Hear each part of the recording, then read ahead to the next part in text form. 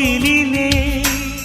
நான் தொழுதேன் கோலமயில் உனை சேர்ந்திடவே